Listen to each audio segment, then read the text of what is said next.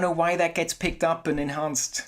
I don't mean to be a buzzkill, but I do want to bring a couple of these ideas from the very practical, from the theoretical, which I love to understand the mechanisms, but also down into the practical, which is when we start to believe that everything has meaning, right? You can see people getting lost in that and becoming paralyzed. They're like, oh, the squirrel crossed my path, but it was looking the wrong way. Or the owl is talking to me, and that's a sign because owl medicine means this. So it's like this sort of delicate balance between both recognizing that there can be a larger order that can be guiding our lives for some reason. Maybe each of us are here to accomplish something and our souls have a purpose if you believe in that, which I do.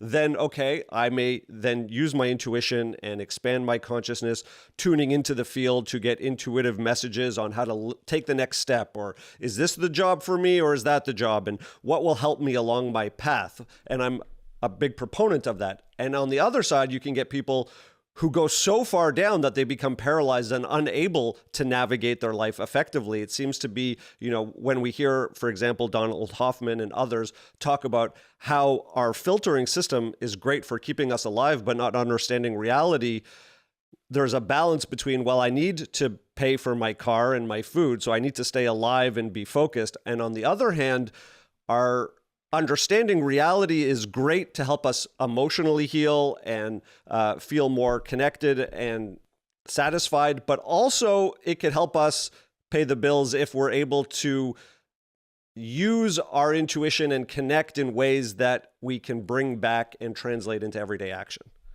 I would call it the re-enchantment project. We need to be re-enchanted again from like the universe we're living in. Which means that, being more open to sort of decoding the symbolism, this symbolic cognition, which probably the shamans were great at, because, if the owl flew by, whatever, it means something.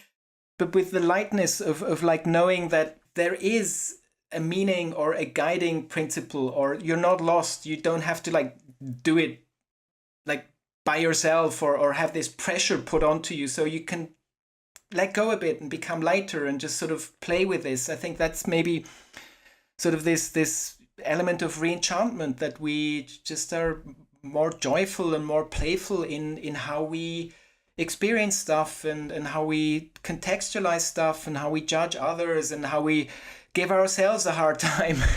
I mean, basically, we probably all should be a bit easier on ourselves, because that's where a lot of the friction originates, with exactly as you were saying, that you put yourself under pressure, but just chill and like accept that things could be fine and okay, which without the correct metaphysical framing is just a silly claim, because you're like, hey, just look at the world, just how can you claim that? So you really need this metaphysical foundation to be able to recontextualize these things that make them rational to contemplate and maybe adopt.